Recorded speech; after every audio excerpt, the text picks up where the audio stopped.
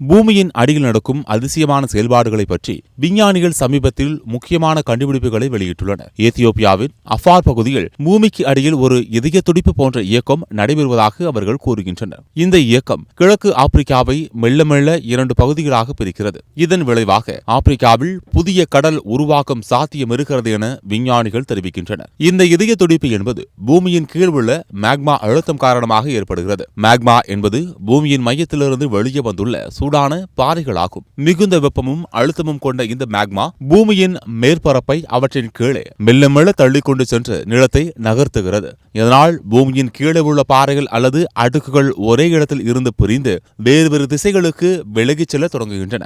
இந்த மாற்றம் புதிய இடங்களையும் புதிய நிலங்களையும் உருவாக்குகிறது. இந்த நிலத்தடி இயக்கங்கள் சில மில்லியன் ஆண்டுகளில் ஆப்பிரிக்காவில் புதிய கடலை உருவாக்கும் வகையில் நிலத்தை பிரிக்கச் செய்யும். இது பூமியின் புவியியல் அமைப்பை மாற்றும் ஒரு முக்கிய நிகழ்வாக அமையும். மேலும் இந்த தகடுகளின் பிரிவு மற்றும் மக்மாவின் இயக்கம் என்பது மெல்ல மெல்ல நடைபெறும். ஆனால் அதன் தாக்கம் மிகப்பெரியதாக இருக்கும். பூமியின் அடியில் நடக்கும் இந்த அதிசயங்களை புரிந்து கொள்ள அஃபார் பகுதி மக்கள் அதற்குள் உள்ள மேக்மாவின் காட்சியை ஆராய்ந்துள்ள விஞ்ஞானிகள் புதிய நிலவியல் மாற்றங்களுக்கான ஒரு சுவாரஸ்யமான உதாரணத்தை முன்வைத்துள்ளனர். இந்த மாற்றம் எத்தியோப்பியாவின் அஃபார் பகுதியில் நில அமைப்பை மாற்றி எதிர்காலத்தில் புதிய கடலின் உருவாக்கத்திற்கு வழிவகுக்கும். சில மில்லியன் ஆண்டுகளில் இந்த பிரிவுகள் உருவாகி புதிய கடலின் தோற்றம் ஏற்படும் என நம்பப்படுகிறது. இது பூமியின் புவியியல் மாற்றங்களை மறுபடியும் காட்சிப்படுத்தும் ஒரு மிக முக்கிய நிகழ்வாகும்.